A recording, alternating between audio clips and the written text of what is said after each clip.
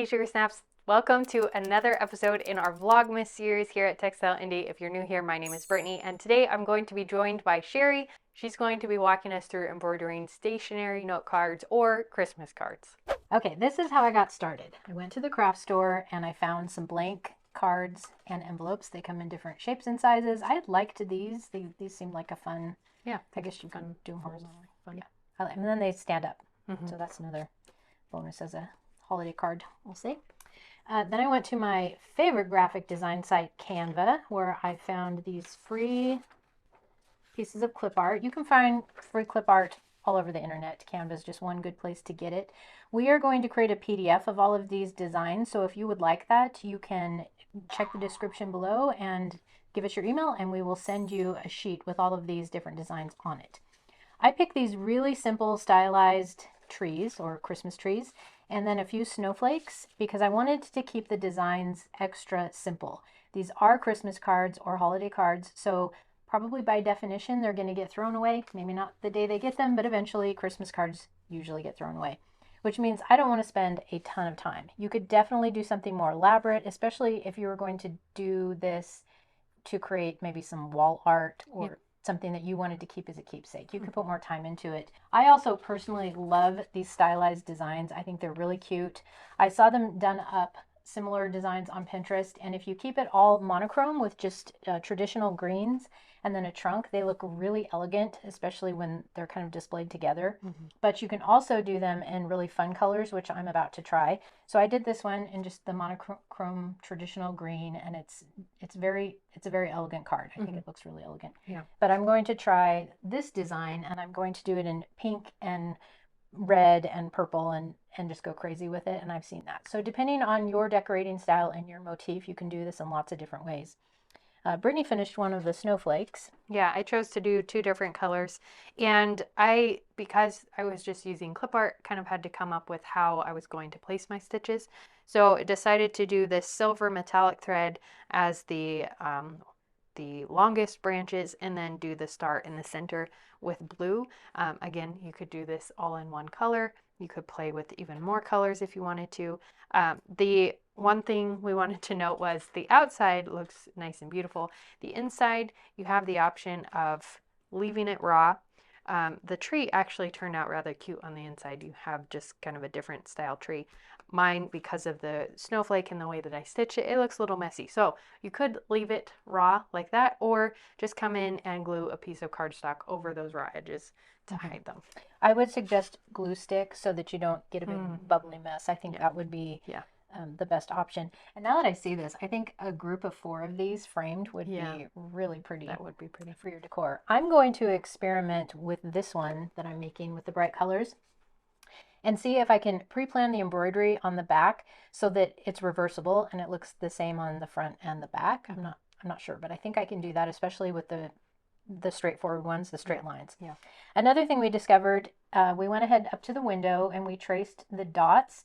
If they're really simple and you're just going from point A to point B, you just need the dots. Brittany added a few more guidelines because when she did all of her dots, it was like a connect the dots. It was a little confusing. Then we ran into, if your dot is on the front and you're coming back from the back side of the card, it's hard to find the exact spot. And on fabric, that's usually pretty forgiving. When you're embroidering, you can kind of be poking your needle up until you find the spot. But on the card, you don't want to be poking extra holes. So the first round, we went over to the window and just looked through to find the hole from the back and placed our needle that way. Then we wised up and decided that if we pre-poked our holes, that we would have an easier time of it. So we suggest that method. I happen to have this fancy little tool set for scrapbookers that I found at a thrift store.